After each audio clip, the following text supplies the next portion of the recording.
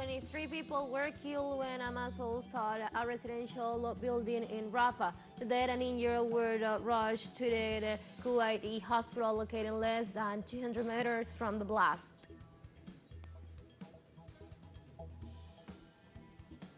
The president of Venezuela, Nicolás Maduro, described the presence of a British warship in Guyana as a violation of the Argal agreements and announced the activation of a Guyana action of the armed forces of a defensive nature.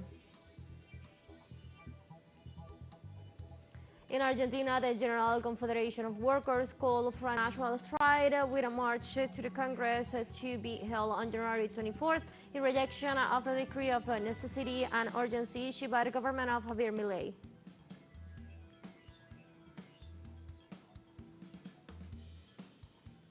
Hello, welcome to From the South. I'm Ana Marrero from the teleSUR headquarters in Caracas, Venezuela. We'll be with the news. Stay with us.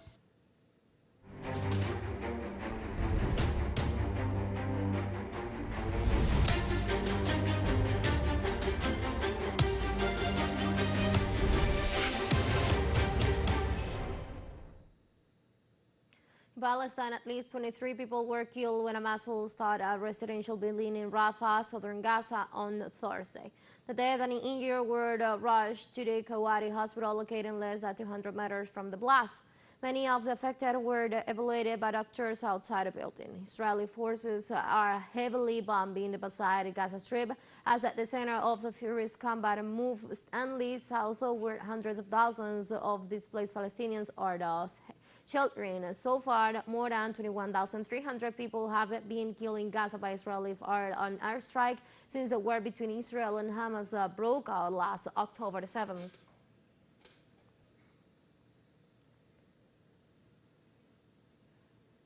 The Palestinian Red Crescent Society denounced that Israeli forces attacked the vicinity of the Al-Mal hospital in Khan Yunis for the fifth time in less than a week, leaving at least 10 people dead and 10 wounded. According to the authorities, the majority of those affected were displaced persons taking refuge in the Red Crescent headquarters and hospital after being forced from their homes as a result of the Israeli bombardment. The Red Crescent also urged the international community to address the situation in the Gaza Strip.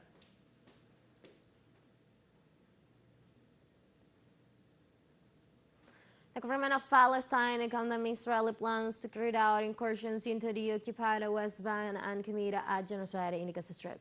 The Palestinian Foreign Ministry announced the Israeli plans to complete the phase of the gradual annexation of the West Bank, which will alter any international effort for peace process and negotiations in the territory.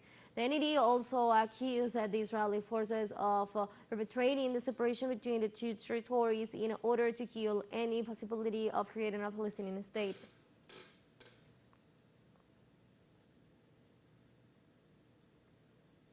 Hamas official Osama Hamdan said on Thursday in Lebanon that the militant group is open to any proposal of a complete cessation of aggressions against Gaza and reiterated the group's official's position that the management of the Palestinian issue is an internal Palestinian national decision. Regarding the political initiatives and proposals that are being talked about, we first confirm the movement's openness to any ideas or proposals to completely and definitively stop the aggression against our people in the Gaza Strip. Our people do not want a temporary cessation, but rather a complete cessation of the aggression. And here we also affirm that the management of the Palestinian issue is an internal Palestinian national decision. It is the decision of the Palestinian people alone, and our people will not accept leadership that comes to them on the back of a Zionist or a U.S. tank or with the protection of this. The United Nations High Commissioner for Human Rights, Volker Turk, urged Israel on Thursday to end extrajudicial killings and civil violence against the Palestinian population. The United Nations agency warned of the rapid deterioration of the human rights situation in the West Bank and East Jerusalem since October 7th and called for an immediate end to the use of weapons and military ends during security operations to arbitrary arrests and ill treatments of Palestinians and the removal of the discriminatory movements restrictions.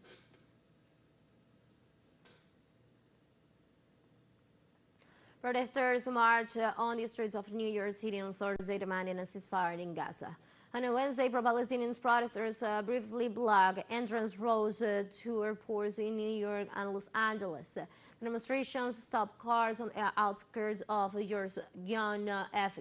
Kennedy International Airport, where some travelers set off on foot to bypass the jammed roadway, as well as Los Angeles International Airport. Police said that a total of 62 people were arrested during the two Wednesday protests. In New York, pro-Palestinian organizers have responded to the growing death tolls in Gaza with escalated actions aimed at disrupting some of the city's best-known events, including the Macy's Thanksgiving Day Parade and the annual tree lighting ceremony at Rockefeller Center.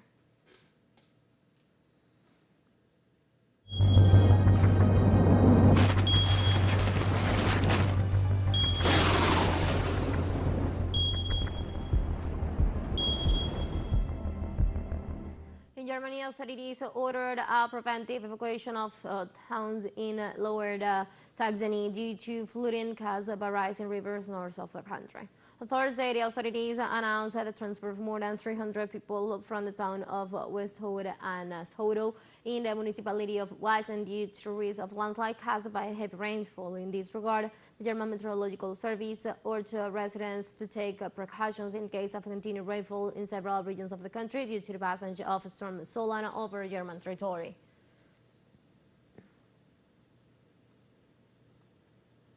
In the United Kingdom, the passage of Storm Gerrit caused diverse affectations in several areas of the country and left more than 1,000 people without electricity. The British Meteorological Office activated a yellow alert due to the heavy rains and strong winds caused by the passage of the storm. Winds gusts of 86 mph were recorded in the northwest coast of Scotland and 83 mph on the north coast of Wales.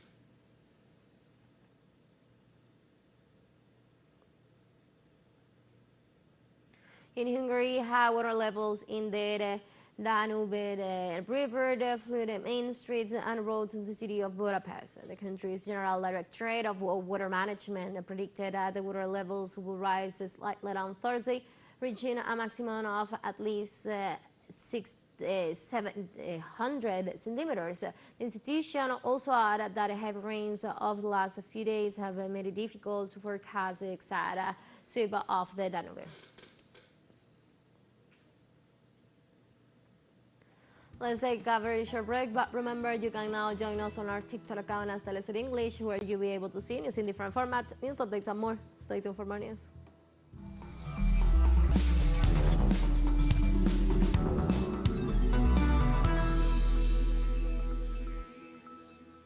Welcome back to From the South. The president of Venezuela, Nicolás Maduro, described the presence of a British warship in Guyana as a violation of the Argal agreements and announced the activation of a joint action of the armed forces of a defensive nature. In this regard, the president points out that the ending of the vessel by the UK and its acceptance by Guyana is a violation of the Argal agreements and is a threat of the United Kingdom against the people of Venezuela.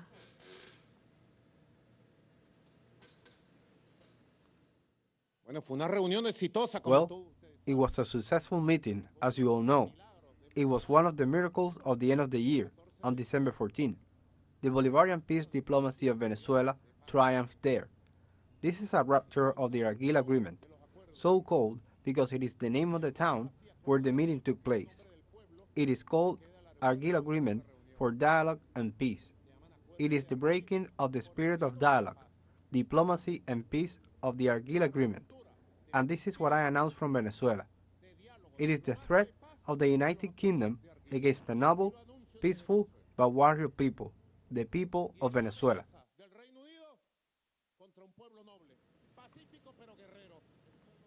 In this regard, President Nicolás Maduro also emphasized that the intelligence and counterintelligence of the Bolivarian National Armed Forces has been strengthened. And we have been strengthening national and international intelligence and counterintelligence over the local, territorial, and regional capacity, the ability to read in time to sniff out the movements of external enemies and internal enemies of the homeland. And Venezuela has issued an official statement denouncing and rejecting the arrival from the British vessel to the coasts of Guyana, arguing that this is hostilist provocations in violation of the recently agreed upon Arcal Declaration. The statement highlights that the Bolivarian Republic of Venezuela categorically rejects the arrival of the HMS Friend, vessels from the British Navy to the coast of Guyana, which becomes an act of hostilities, provocations, and a violation of the recent Arcal Declaration, assumes as a roadmap to address the territorial controversy over Guyana Essequiba between Venezuela and Guyana. The Venezuelan statement goes on to state that the presence of the military vessels is extremely serious, since it is accompanied by statements made by the political and military spokespersons out of the sponsors of the Guyana Essequiba. Furthermore, the communique adds that these statements have been equally synchronized with actions of the United States Southern Command, which clearly are a direct threat to peace and stability in the region. In this sense, Venezuela urged the government of Guyana to take actions to ensure the withdrawal of the vessel, and also warns that the members of the CARICOM select to these actions are contrary to the spirit of peace and understanding which will attend December the 14th meeting in St. Vincent and the Grenadines, to which we must return immediately.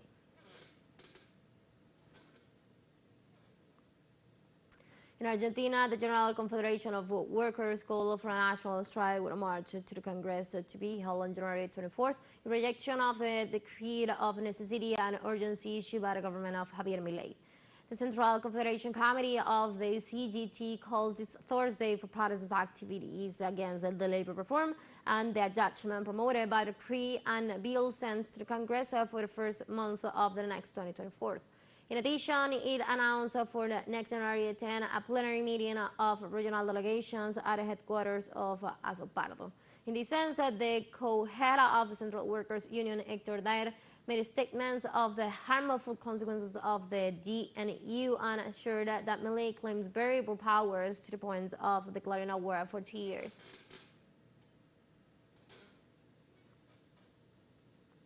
In Argentina, members of social organizations on Thursday blocked a main road in La Matanza in the province of Buenos Aires to reject the ultra-liberal measures of Javier Milei's government. From around 10 a.m. local time, members of the Land, Housing and Inhabitants Federations, along with other social movements, workers and retired organizations to the street of Isidro Casanova. The demonstrators denounced the negative implication of the emergency mega decree signed by the president and demanded respect for the rights of all people, especially those of the most vulnerable.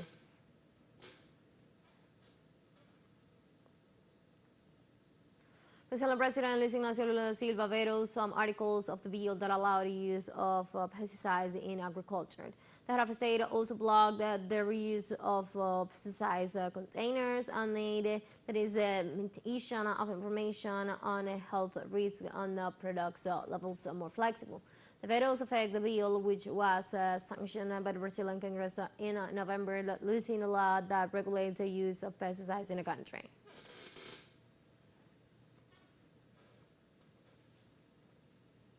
Mexican President Andrés Manuel López Obrador described the meeting with a high-level U.S. delegation headed by Secretary of State Antony Blinken as a very good one in his press conference on Thursday. López Obrador described that they talk about the economic issues and the situation at the border. Mexican President highlighted Mexico is already the main commercial partner of the United States in the world and that they were closely following the situation in the border so that the spaces are not closed, and an agreement was reached to open passengers and bridges to normalize the situation.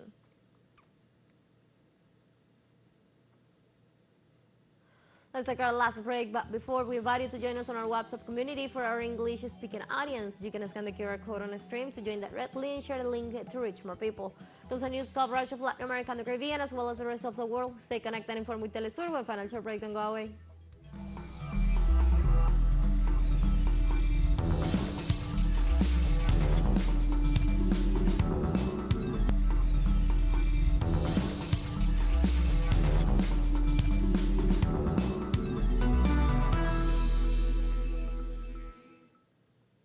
Welcome back. In Liberia, more than 3 people were killed on Tuesday after a fuel tanker tried to overturn and explode on the side of a road in the Toura town in the central part of the West African country. According to the authorities, the blast also injured at least 83 people, many of whom had gathered around the overturned tanker to collect gasoline from it following its crash. Footage from the scenes shows later the crowds next to the tanker before the explosion, followed by scenes of the positions immediately after it, including people on fire and large plumes of smoke.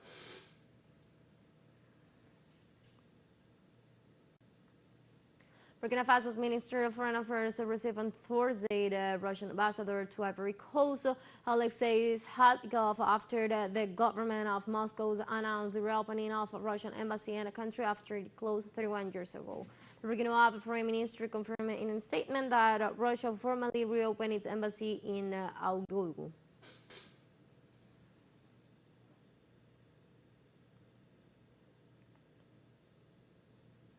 The United Nations organization said on Thursday that more than 26 million people in Nigeria are at risk of famine in 2024. The multilateral organization said that yes, conflicts, insecurity, risk in inflation, and the impact of the ecological crisis threaten the Nigerian population. The organization's Global Food Program detailed that it will provide assistance to people in vulnerable conditions up to 1.1 million season serves.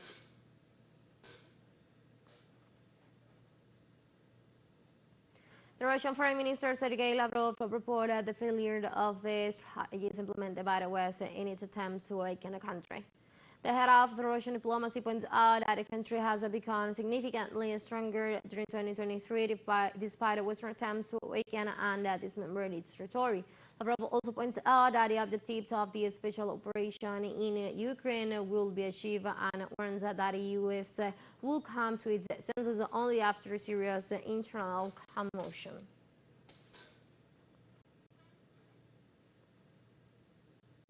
Chinese Defense Ministry spokesman Wu Qian told reporters at a monthly briefing on Thursday that countries' armed forces reject U.S. interference in their internal affairs.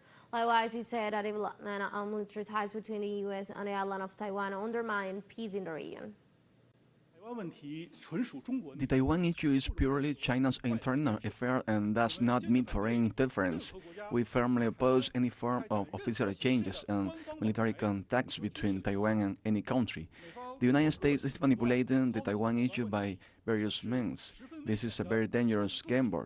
We call on the United States to fully recognize the serious damage of China-related provisions of law, stop arming Taiwan under any name and by any means, stop its provocative acts of using Taiwan to control China, and take practical measures to safeguard regional peace and stability. The development of military ties between the United States and the Taiwan region of China is a serious violation of the One China principle, and the provision of the 3 joint communiques seriously undermines China's sovereignty and security, gravely endangers peace and stability in the Taiwan Strait, and sends a gravely incorrect message to Taiwan's separatist pro-independence forces. You can find these. We have come to the end of this news brief, but you can find these and many other stories on our website at telesurenglish.net, and also on our socials. We're on Facebook, on X, and on Instagram as well. For Telesur English, I'm from the South. I'm Ana Marrero. Thank you for watching.